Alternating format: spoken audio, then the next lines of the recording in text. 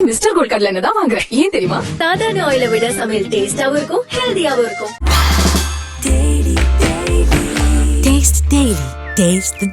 விமர்சனங்களின் அங்கீகாரமும் பெற்றோர்களின் பாராட்டுகளும் நிறைந்த பாராஷூட் இப்போது உங்கள் Disney plus hot star.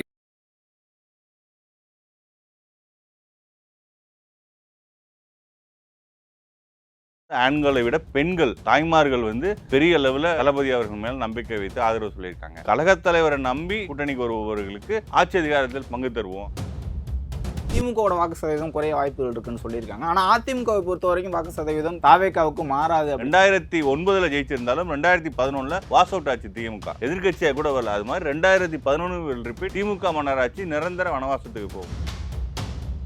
Vijay அவர்களோட கூட்டணிக்கு அம்பேத்கரை ஊர்கா மாதிரி பயன்படுத்திக்கிறாரு அப்படிங்கிற மாதிரி விமர்சனம், கடுமையான விமர்சனங்கள் வைக்கிறாங்க. அந்த கள்ளக்குறிச்சியில கள்ளசாராயம் குடித்து இறந்தவரே போய் பார்க்கும்போது வெள்ளத்துல போய் பார்க்கறதுக்கு என்ன பிரச்சனை விஜய்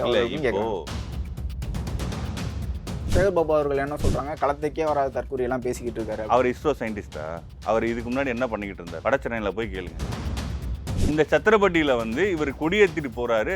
அந்த ஆர்ஐஏ சஸ்பெண்டு, விஓஓ சஸ்பெண்டு, தலையாரி சஸ்பெண்டு. இதுதான் திமுக மன்னராட்சியின் சமூக நீதியா?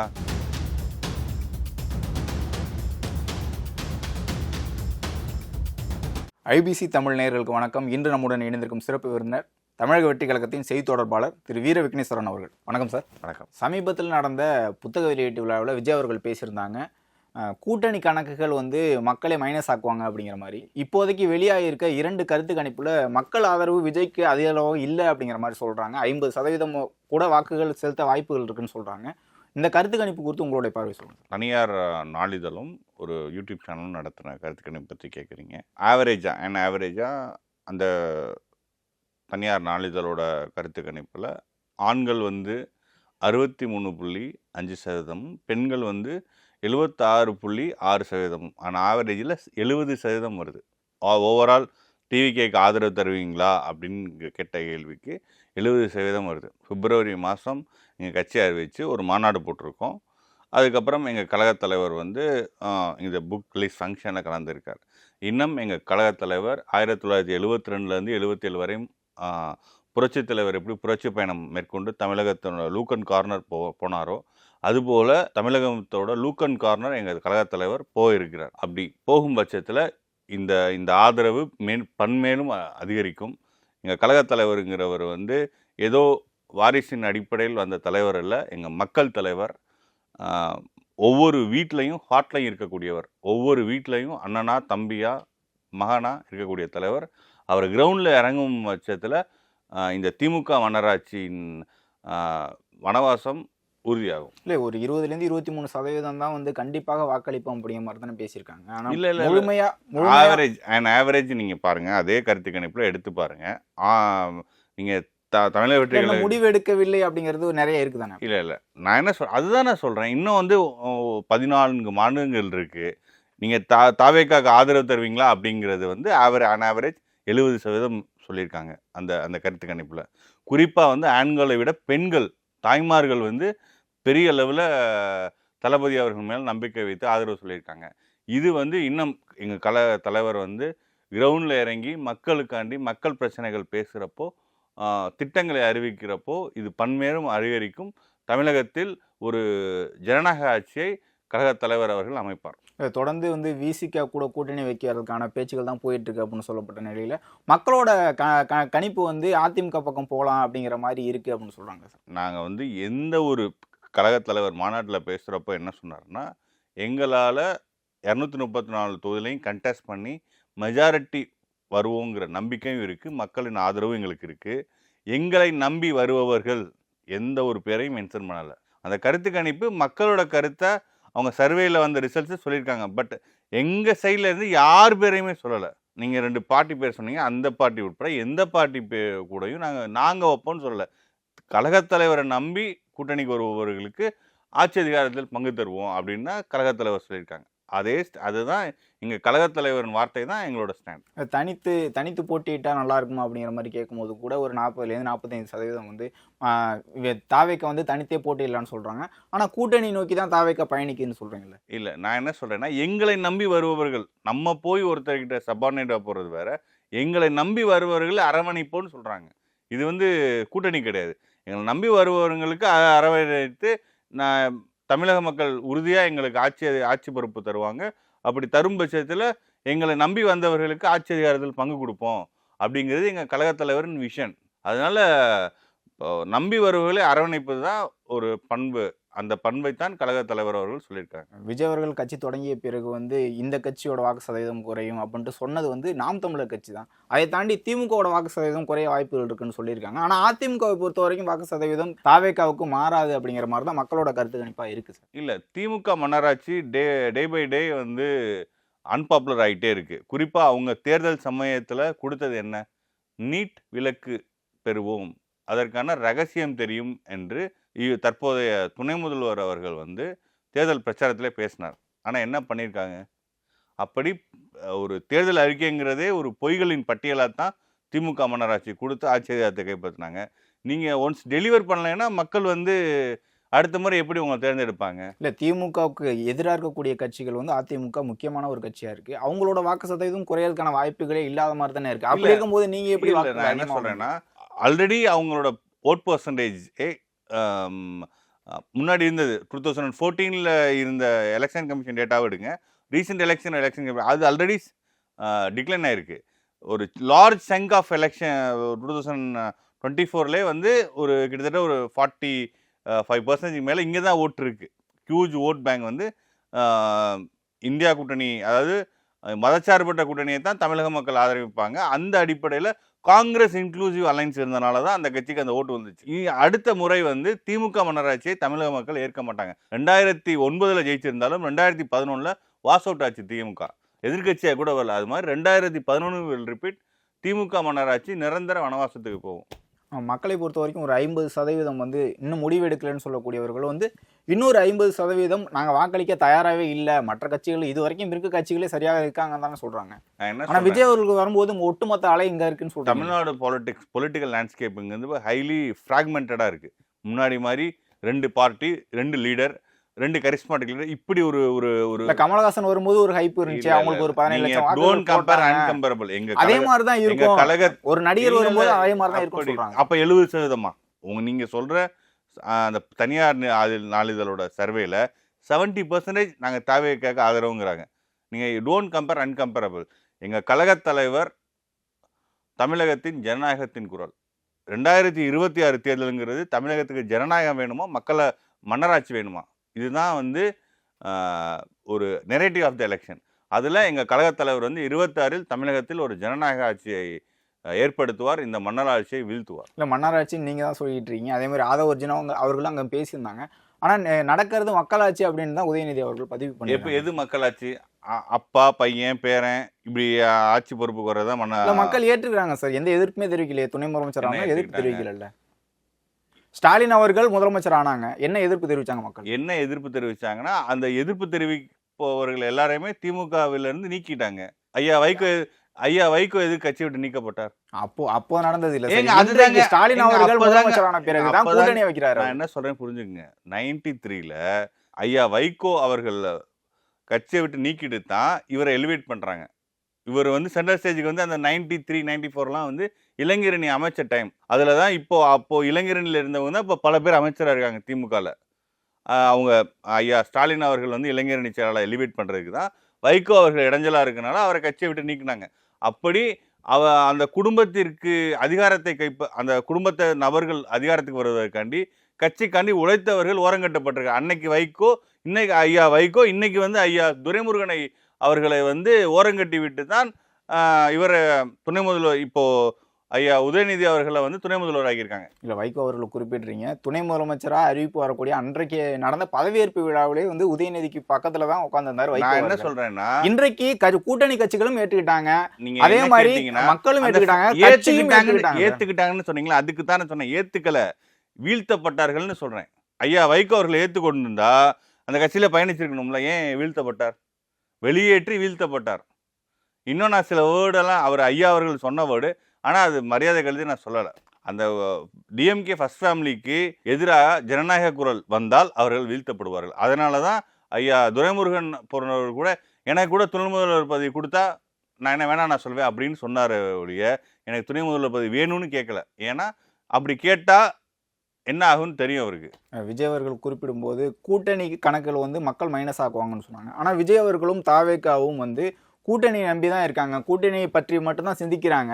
திருமாவளவன் அவர்கள் அவருடைய மனசு இங்கே தான் இருக்குன்ட்டு ஏன் திருமாவளவன் அவர்களை பற்றி பேசணும்? அவர் வந்து சொல்லிட்டாரு திமுகவிலேருந்து எந்த ஒரு அழுத்தமும் இல்லைன்னு சொல்லிட்டாரு. ஆனால் கூட்டணி ப்ரெஷர்னு ஏன் விஜய் அவர்கள் பேசுகிறாங்கன்னு கேட்குறாங்க. கூட்டணி ப்ரெஷர் அப்படிங்கிற விஷயம் வந்து ஒரு அம்பேத்கரிய மேடை. அந்த அம்பேத்கரிய மேடையில் அண்ணன் திருமா அவர்கள் சொன்னது தான் ஆட்சியிலும் பங்கு அதிகாரத்திலும் பங்குன்னு அவரோட வார்த்தை தான் அங்கே பேசப்பட்டிருக்கு. குறிப்பாக வந்து அம்பேத்கரி கருத்தியலை தலித் மக்கள் பேசுகிறத விட நான் தலித் மக்கள்கிட்ட கொண்டு போகணும், அப்போ தான் சமூக மாற்றத்துக்கு வழிவகுக்கும்னு சொல்கிறாங்க. அப்படி ஒரு முன்னெடுப்பு எடுக்கிறப்போ அதை எங்கள் கழகத் தலைவர் மாதிரி ஒரு மக்கள் தலைவர் வந்து அதை பேசுகிறப்போ சமூகத்தில் ஒரு நேர்மறையான மாற்றம் உருவாகும். அதற்குத்தான் அண்ணன் அவர்கள் வந்து வாழ்த்து சொன்னார். நிகழ்ச்சி நடக்கிறதுக்கு முன்னாடி வாழ்த்து சொன்னார். நான் என்கிட்ட சொல்லிட்டு தான் அருமையான ஆதவ அவர்கள் வந்து அங்கே நிகழ்ச்சியில் கலந்துக்கிட்டேன்னு சொன்னார். எந்த எதிர்மறையான கருத்தையும் அவர் சொல்லலை. இப்படி அவர் வந்து ஒரு விஷயத்தை ஆதரிக்கிற ஒரு விஷயத்த அவர் கலந்து கொள்ள முடியாத ஒரு சூழல் இருக்கு. அவரோட கருத்தை வந்து அங்கே பிரதிபலிக்கிறாங்க. அப்போ என்ன ஆப்வியஸாக என்ன காரணமாக இருக்கும்? வேற ஏதாச்சும் ஒரு கம்பல்ஷன் தானே இருக்கும். அதைத்தான் குறிப்பிட்டது. இதுக்காண்டி அந்த மேலைக்கு வந்தாவே கூட்டணி மாறிடும்னா யாருமே சொல்லலை. இல்லை கூட்டணியை உடைக்கிற மாதிரி தான் பேசுவாங்க அப்படின்னு எதிர்பார்க்கலாம் பங்கேற்கல சொல்றாங்க. அங்க பேசும்போது அம்பேத்கர் பற்றி பேசுனதை தாண்டி திமுகவையும் ரெட் ஜெயின் மூவிஸ் குறித்தும் தான் ஆதவர்ஜுன் அதிகமாக பேசியிருக்காங்க. அதே மாதிரி தான் விஜய் அவர்களும் கூட்டணி உடையும் பேசிட்டு இருக்காரு. அம்பேத்கர் மேடையில ஏன் அதை பேசி இந்த மேடையில மட்டும்தான் அவங்க இதற்கு முன்னாடியே அண்ணன் ஆதவர்ஜுன் அவர்கள் வந்து அதை பற்றி பேசியிருக்காங்க. எங்கள் கழகத் தலைவர் அங்கே என்ன பேசினாங்க? மணிப்பூர் இஷ்யூ பற்றி பேசினாங்க. மணிப்பூரில் வந்து கடந்த 1.5 ஆண்டுகளாக கிட்டத்தட்ட 250 பேர் இறந்துருக்காங்க, 1100 பேர் வந்து இன்ஜூர்ட் ஆகிருக்காங்க, கிட்டத்தட்ட 60,000 பேர் டிஸ்பிளேஸ் ஆயிருக்காங்க. ஒரு மாநிலமே வந்து 10 எரியுது 1.5 வருஷமா. இதை பற்றி பேசியிருக்காரு. எலெக்ஷன் கமிஷனோட நியமனம் வந்து சுப்ரீம் கோர்ட் ரூலிங் படி கன்சென்சஸ் பேசிஸில் நடக்கணும். அதில் வந்து அந்த தேர்வு குழுவில் வந்து சிஜேஐ இருக்கணும், சீஃப் ஜஸ்டிஸ் ஆஃப் இந்தியா இருக்கணும், லோக்சபா எதிர்க்கட்சி தலைவர் இருக்கணும், பிரதமரும் இருக்கணும், இல்லை அரசு பிரதிநிதிகள் இருக்கணும். அப்போ தான் வந்து செக்ஸ் அண்ட் பேலன்ஸ் இருக்கும்.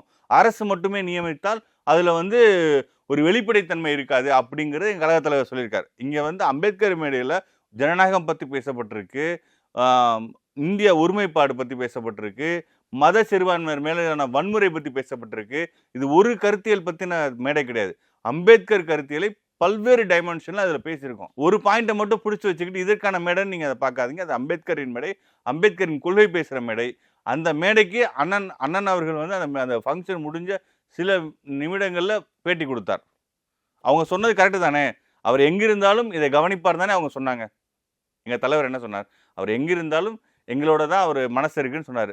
அப்புறம் எப்படி அதை வாட்ச் பண்ணிட்டு இருந்தாங்க? கூட்டணிக்கான பேச்சுவார்த்தை அதை பார்த்தனால தானே உடனே பேட்டி தராங்க. வேற ஒன்றும் இல்லை. இதை அவர் வந்து கவனிப்பார்.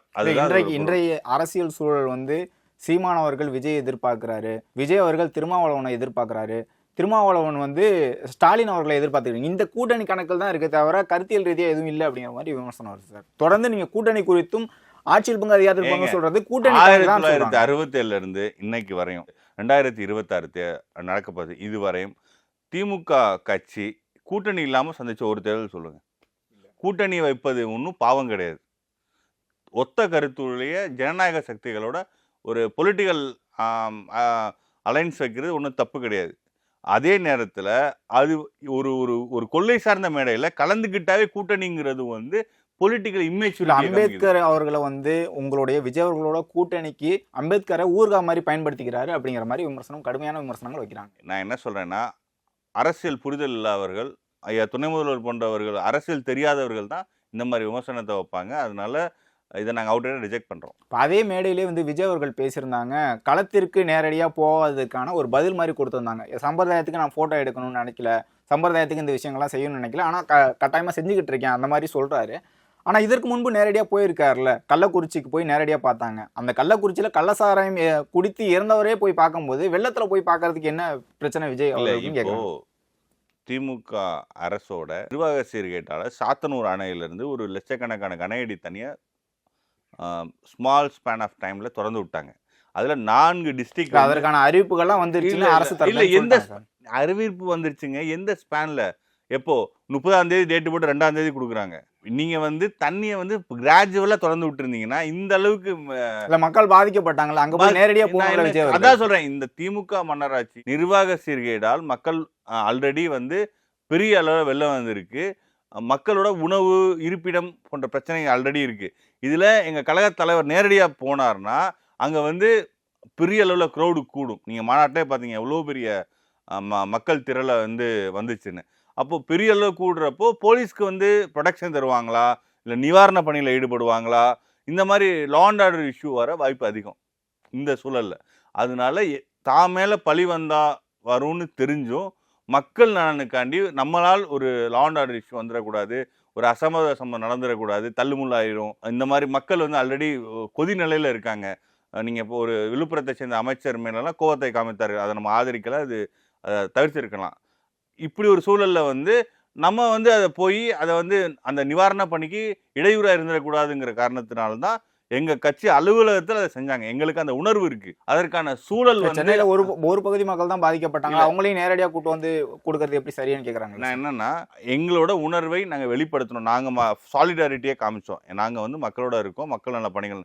எங்கள் கழக தலைவர் ஒரு பகுதி மக்களை கூட்டு வந்து காமிச்சா எங்கள் கழக தோழர்கள் ஒவ்வொரு பகுதிகளையும் என்னால் ஆதாரம் தர முடியும். நீங்கள் கேட்டிங்கன்னா ஒவ்வொரு பகுதியிலையும் எங்கள் கழக தலைவர் தொண்டர்கள் வந்து எங்கள் தலைவர் பொதுச்செயலாளர் வலியுறுத்தலின் பேரில் ஒவ்வொரு பகுதியிலையும் அத்தியாவசிய பால் உட்பட்ட பொருட்கள் தருவதாக இருக்கட்டும், அங்கே அந்த தாய்மார்கள் பெண்கள் பாதிக்கப்பட்டவங்களுக்கு வந்து ரிலீஃபாக தரதாக இருக்கட்டும், உணவு தரதாக இருக்கட்டும், பல்வேறு ரிலீஃப் பணிகளை வந்து மேற்கொண்டிருக்காங்க. இது வந்து எங்கள் தலைவர் செஞ்சது. அதுபோல் எங்கள் தொண்டர்கள் எல்லா இடத்துக்கும் இங்கேயும் செஞ்சாங்க. தூத்துக்குடி ரிலீஃப் கேம்புக்கு எங்கள் தலைவர் போனார், அதை தொண்டை எங்கள் தலைவர் தொண்டர்கள் செஞ்சாங்க. எங்கே ஒரு டிசாஸ்டர் நடந்தாலும் எங்கள் தொண்டர்கள் முதல் ஆளா தொண்டர்கள் செஞ்சுக்கிட்டு இருக்காங்க சார். தொண்டர்கள் எங்க தலைவரின் தலைவர் நேரடியா போகணும் அப்படின்னு ஒரு எதிர்பார்ப்பு இருக்கிற சூழல்ல அங்க வந்து ஒரு இதற்கு முன்பு இருக்கக்கூடிய தலைவர்கள் வந்து ஹெலிகாப்டர்ல வராங்க, ரோட்லயே நின்று போறாங்க, தண்ணி வெள்ளத்தை வந்து பார்க்க வரல அப்படிங்கிற விமர்சனங்கள் முன்னாடியே சொல்லிட்டேன். அதேதான் விஜய் அவர்கள் ஒரு டிசாஸ்டர் நடந்திருக்கு. இப்போ தலைவர் போனார்னா அது மேற்கொண்டு அந்த ரிலீஃப் வந்து பாதிக்கப்படும், புரிஞ்சுக்குங்க. நேரடியா நான் தான் சொல்றேன்ல, தமிழகத்தோட லூக் அண்ட் கார்னர் போகும்ன்ட்டு போகாமல் இருக்க போகிறது இல்லை. இப்போ ஆல்ரெடி டிசாஸ்டர் இருக்கிறப்போ அரசுக்கு ஒத்துழைக்கணும். இப்போ நம்ம போய் அங்கே ஒரு பெரிய க்ரௌடு கூடி அங்கே ஒரு சம்பவம் நடந்தால் மக்களை மேற்கொண்டு ஸ்ட்ரெஸ் பண்ற மாதிரி இருக்கும். கள்ளக்குறிச்சியில கள்ளச்சாராயம் குடித்து இறந்தவங்களை போய் பார்க்க முடிஞ்சு ஒரே குடும்பத்தை சேர்ந்த 7 பேர் மரணம் அடைஞ்சிருக்காங்க. அங்க போய் நின்னா அந்த மக்களோட நிக்கிற மாதிரி ஒரு பாதை அந்த வீட்டுல இருக்கவங்க இறந்தவங்க எல்லாம் ஆறுதல் சொல்லியிருக்காங்க. அது போக எங்க பொதுச் செயலாளர் சிலர் தொடர்பு கொண்டு பேசியிருக்காங்க. எங்க கழக தோழர்கள் அந்த பகுதியில போய் பார்த்திருக்காங்க. நாங்க எப்பவுமே பாதிக்கப்பட்ட மக்களின் பக்கம்தான் நிற்போம். இந்த விஷயம் பொறுத்தளவுல ஒரு இந்த ரிலீஃப் விஷயத்துக்கு இடையூறு வந்துடக்கூடாதுங்கிறதுக்காண்டி தான் மேலே பழி வந்தாலும் எங்கள் கழகத் தலைவர் வந்து அதை வந்து ரொம்ப முதிர்ச்சியாக வந்து கையாண்டிருக்காருன்னு தான் நாங்கள் பார்க்கலாம். அரசுக்கு இடையூறு வந்துடக்கூடாதுங்கிறதுனால போகலன்னு சொல்கிறீங்க. ஆனால் சேகர் பாபு அவர்கள் என்ன சொல்கிறாங்க, களத்துக்கே வராத தற்கொலையெல்லாம் பேசிக்கிட்டு இருக்காரு அப்படிங்கிற மாதிரி விமர்சனம் வச்சுருக்காங்க. இது மாதிரி அவதூறாக கருத்துக்கள் சொல்வது திமுக காரங்களுக்கு புதுசு இல்லை, அது திமுகவோட டிஎன்ஏல இருக்குது. இந்த வேர்டு அவர் சொல்கிறார், அவர் வந்து இஸ்ரோ சயின்டிஸ்டா இல்லை களத்திற்கு அவர் என்ன வேர்டு பயன்படுத்துறீங்க? இப்ப தற்கொலைன்னு சொல்லியிருந்தார். அவர் இஸ்ரோ சயின்டிஸ்டா? அவர் இதுக்கு முன்னாடி என்ன பண்ணிக்கிட்டு இருந்தார்? வட சென்னையில் போய் கேளுங்க. இதுக்கு மேலே அவர் கண்ணியமான பதவியில் இருக்கார். ஹானரபிள் ஹிந்து எண்டோவன் மினிஸ்டர் கண்ணியமான பதவியில் இருக்கார். அந்த பதவிக்கு ஏற்ற மாதிரி அவர் பேசுவது அவர் வகிக்கும் பதவிக்கு கண்ணியமா இருக்கும். இல்ல மக்கள் வந்து நேரடியா வருவாங்கன்னு எதிர்பார்க்கும் போது அந்த கேள்வி எழத்தானே செய்யும். அதே மாதிரி போகக்கூடியவர்களையும் சம்பிரதாயத்துக்கு போறாங்கன்னு சொல்றது என்ன வேர்டு நீங்க பயன்படுத்துனீங்க? அதுக்கு எப்படி சொல்லணும்? நீங்க விமர்சனம் வைக்கிறது உங்க உரிமை, அதை நீங்க என்ன வேர்டு பயன்படுத்துனீங்க? ஒரு ஹானரபிள் ஹிந்து எண்டோவன் மினிஸ்டர் பயன்படுத்துற வேர்டு அது. இதுதான் திமுகவின் உண்மையான கலர். நேரடியா மற்ற தலைவர்கள் வந்து நேரடியா போய் உதவி செய்யறாங்க. இதுவரைக்கும் அரசியல் கட்சி தலைவர்கள் எங்களை வந்து நேரடியா பாக்குறாங்க அப்படிங்கறத மக்களோட எதிர்பார்ப்பா இருக்கும். அது வந்து சம்பிரதாயம் அப்படின்ட்டு ஏன் விஜய் அவர்கள் சொல்றாங்க? போட்டோ எடுக்கிறது சம்பிரதாயம் என்ன சொல்றாங்க? என்மையில எது வந்து மக்கள் எதிர்பார்ப்பாங்கன்னா, ரொம்ப பெரிய ஆரவாரம் இல்லாம மக்களா நின்று அவங்கள வந்து தாழ்வான பகுதியிலேருந்து ரீஹாபிலேட் பண்ணுறது, அவங்களுக்கு உணவு பால் உட்பட்ட அத்தியாவசிய பொருட்கள் தர்றது, அவங்கள வந்து அடுத்த கட்டம் அவங்களுக்கு ஒவ்வொருத்தருக்கும் ஒவ்வொரு நீட் இருக்கும், அதை சரி பண்ணுறது தான் இதுவாக இருக்கும். அங்கே போய் நின்று அவங்க கிட்ட சாலிடாரிட்டி காமிக்கிறது ஒரு விதத்தில் சைக்காலஜியில் தந்தாலும் அதை எங்கள் கழக தோழர்கள் தர்றாங்க. எங்கள் தலைவரும் இது அறிக்கை விட்டுருக்காங்க. அதுக்கப்புறம் ஒரு 300 மக்களை வந்து கூட்டிகிட்டு வந்து அதை 300 குடும்பத்தை கூட்டு வந்து பேசியிருக்கோம். அது போக எங்கள் கழக தோழர் மக்களோட மக்களாக நிற்கிறாங்க. இது வந்து வேணும்னே திமுக இவனர் செய்கிற விஷம பிரச்சாரம். நாங்கள் எப்பவும் மக்களோட மக்களாக இருக்கும். சமீபத்தில் கட்சியோட கொடிக்கம்பம் நடுறதுல சிக்கல்கள் இருக்குது அப்படின்ட்டு தொடர்ந்து தமிழக வெற்றி கழகத்துலன்னு சொல்லிக்கிட்டே இருக்காங்க. அதற்கான புரிதல் இல்லாமல் அனுமதி கேட்காம வைக்கக்கூடிய ஒரு நிகழ்வு நடக்குதா? சரி, அனுமதி கேட்டால் கரெக்டாக கொடுத்துருவாங்களாமா? நான் எங்கள் கட்சி விடுங்க, நாங்கள் வந்து திமுக வந்து எங்களோட அரசியல் எதிரி, எங்களுக்கு வந்து இடைஞ்சல் தராங்க. இல்லை அவங்க நாங்கள் அனுமதி கேட்டாலும் அலக்களிப்பது அப்படி அனுமதி கேட்டு ஒரு இடத்துல ஊன்னாங்க. அருமை அண்ணன் திருமா அவர்கள் வந்து சில நாட்களுக்கு முன்னாடி மதுரை வெளிச்சநத்தத்தில் ஒரு கொடி ஏற்றுறாரு. அது ஆல்ரெடி அங்கே இருந்த கொடிக்கம்பம் இருந்துச்சு. அதை ஒரு 45 அடிக்கு உயர்த்தினால ஒரு சிக்கல் இல்லை, அதெல்லாம் இல்லை. அந்த ரெவன்யூ இன்ஸ்பெக்டர் அந்த சத்திரப்பட்டி பகுதி, அது வந்து வெளிச்சநத்தங்கிறது வந்து மதுரை அமைச்சர் மூர்த்தி அவர்களோட சொந்த ஊர், அவரோட சொந்த ஊர் வெளிச்சநத்தம். அது ரெவன்யூ இன்ஸ்பெக்டர் சத்திரப்பட்டி ரெவன்யூ இன்ஸ்பெக்டரோட ஒப்புதலோட தான் அவங்க வந்து அந்த கொடியை ஊனி மரியாதைக்குரிய அண்ணன் திருமா வந்து கொடியேற்றுறாரு. அவர் வந்து கொடியேற்றுறது ஆர்ஐ பெர்மிஷன் இல்லாமல் ஏற்றிருப்பாங்க. இது வந்து ஃபர்ஸ்ட் இன்சிடென்ட் கிடையாது. இதுக்கு முன்னாடி புதூரில் ஒரு இன்சிடென்ட் போனதுச்சு. கடந்த செப்டம்பர் மாதம் 14ஆம் தேதி கொடிக்கம்பத்தை எடுத்துகிட்டு போயிட்டாங்க. இந்த சத்திரப்பட்டியில் வந்து இவர் கொடியேற்றிட்டு போகிறாரு. அந்த ஆர்ஐஏ சஸ்பெண்டு, விஓஓ சஸ்பெண்டு, தலையாரி சஸ்பெண்டு. இதுதான் திமுக மன்னராட்சியின் சமூக நீதியா? இது நாங்கள் ஏன் மன்னராட்சின்னு கேட்குறோன்னு சொல்கிறீங்களே? எலெக்ஷனில் போட்டு ஜெயிச்சா மட்டும் ஜனநாயகம் கிடையாது. அப்படி பார்த்தா பிஜேபி கூட தான் எலெக்ஷனில் போட்டு ஜெயிக்குது. மன்னராட்சிங்கிறது எதுக்கு சொல்கிறோன்னா, ஒரு டெமோக்ராட்டிக் வேல்யூஸே இல்லையே. அவங்க வந்து ஐயா கலைஞர் வந்து விசிகா வந்து ஜாதி கட்சின்னு சொன்னார் 2004 பிப்ரவரி மாதம். இது அந்த மனநிலையில் தான் இன்னைக்கு விசிகாவோட கொடிக்கம்பத்தை ஊன விடாமல் பண்ணீங்க. அதை மீறி அவங்க ஊனிட்டாங்க. இப்போ அனுமதி கொடுத்த அதிகாரிகள் மேலே சஸ்பெண்ட் பண்ணியிருக்கீங்க. இது என்ன மாதிரி சமூக நீதி? இன்னும் சொல்ல போகிறேன், அந்த அமைச்சர் இருக்கார்ல, மதுரையோட அமைச்சர், அவர் என்னன்னா ஒரு பொது அந்த போராட்டம் நடக்குது, அந்த தங்சன் நிகழ்வுன்னு நினைக்கிறேன், சப்ஜெக்ட் டு கரெக்ஷன். அந்த நிகழ்வில் எல்லா கட்சி உறுப்பினரும் கலந்துக்கிறாங்க. அதில் மேலூர் அந்த தங்சன் எடுக்கிற அரிட்டாபாட்டி வந்து மேலூர் பகுதியை சேர்ந்த மேலூர் தொகுதியில் இருக்கு அந்த இது. அப்போ மேலூர் எம்எல்ஏ வந்து பேசுகிறாரு, இதை கண்டித்து பேசுகிறார், அந்த தங்சன் எடுக்கிறது கண்டித்து பேசுகிறார். அப்போ வந்து மைக்கை பிடுங்கிக்கிட்டு அமைச்சர் மூர்த்தி அவர்கள் பேசுகிறாரு. அவன் உரிமையில் பேசுகிறார். நாங்கள் ஏன் மன்னர்னு சொல்கிறோன்னு புரியுதா? ஒரு திட்டம் வருது. அந்த திட்டத்தை நீங்கள் ப்ராப்பராக வந்து அது வந்து பயோடைவர்சிட்டி ஹெரிட்டேஜ் சைட்டு அப்படின்னு சொல்கிறத நிறுத்திட்டீங்க. அது வேணான்னு சொல்லலை. அவங்க ஒப்பந்த புள்ளி கோர்றப்பே நீங்கள் வேணான்னு சொல்லியிருந்தீங்கன்னா இந்த பிரச்சனையே வந்திருக்காது. இன்றைக்கி எல்லாத்தையும் அவங்க வந்து டெண்டர்லாம் விட்டதுக்கப்புறம் இப்போது நாடகம் நடத்துகிறீங்க. இந்த திமுகவோட ஃபர்ஸ்ட் ஃபேமிலி மன்னராட்சினா, இந்த திமுக அமைச்சர்கள்லாம் குறுநில மன்னர்கள். அவங்களோட மைண்ட் செட்டே என்னென்னா, உங்கள் சொந்த ஊரில் வேறு கட்சி கொடி இருக்கக்கூடாதுன்னா அதுக்கு பேர் என்னங்க? வெளிச்சநத்தம் அமைச்சரோட சொந்த ஊர், அவரோட கிழக்கு தொகுதிக்குள்ளே வருது. நான் இவ்வளோ டீட்டெயிலாக சொல்கிறேன். அங்கே வேற கட்சி, அதுவும் உங்கள் கூட்டணி கட்சி தான். இல்லை ஐயா கலைஞர் அவர்கள் சொன்ன மாதிரி அவரை ஜாதி கட்சின்னு சொன்னாங்க விசிகா, அந்த மாதிரி அந்த மனநிலையில் பண்ணுறீங்களா? இல்லை வேற எந்த கட்சியுமே இருக்கக்கூடாதுன்னு பண்ணுறீங்களா? என்ன காரணத்துக்காண்டி சஸ்பெண்ட் பண்ணீங்க? இதில் விசிகாவினர் நான் டிபேட்டில் பேசுகிறப்பெல்லாம் சொல்லுவாங்க, அப்படிலாம் இல்லை, அங்கே சமூக சூழல் தான் காரணம். சரி, சமூக சூழல்னா மக்கள் எதிர்ப்பு தெரிவித்தா கூட சமூக சூழல்னு ஒத்துக்கலாம். இன்றைக்கி அமைச்சர் எப்படி சஸ்பெண்ட் பண்ண? அமைச்சரோட ஒப்புதல் இல்லாமல் கலெக்டர் சஸ்பெண்ட் பண்ணிட்டாங்களா? அப்படியெல்லாம் பெரிய அப்படி நேர்மையான அதிகாரிகள் யார் இருக்காங்களா? நான் கேட்குறது புரியுதா? ஒரு சீட் அப்படிப்பட்ட அதிகாரி அவங்க தாங்க ஒப்புதலே கொடுத்துருக்காங்க. அந்த ரெவன்யூ இன்ஸ்பெக்டர் தான் ஒப்புதலே கொடுத்துருக்காங்க. அவங்க சட்டத்துக்கு மீறி அவங்க ஏதாச்சும் பண்ணியிருந்தாங்கன்னா நீங்கள் பண்ணலாம். கொடி ஏற்றினவர் யாரும் உள்ளூர் நிர்வாகி கிடையாது, விசிகாவோட தலைவர், எம்பி, நாடறிஞ்ச தலைவர். அவர் போய் கொடி ஏற்றுறாரு.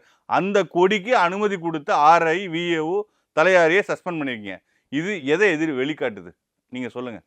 இது திமுகவின் மன்னராட்சியையும் அங்கே லோக்கலில் இருக்கிற குறுநில மன்னரான அமைச்சர் பி மூர்த்தியினோட அன்டெமோக்ராட்டிக் வேல்யூஸை தான் காமிக்குது. இவ்வளவு நேரம் உங்களுடைய நேரத்தை ஒதுக்கி உங்களுடைய கருத்துக்களை தெரிவித்ததற்கு மிக்க நன்றி. நன்றி. மிஸ்டர் கோல்ட் கடலை எண்ணெய் தான் வாங்குறேன். ஏன் தெரியுமா? சாதாரண ஆயிலை விட சமையல் டேஸ்டாவும் இருக்கும், ஹெல்தியாவும் இருக்கும்.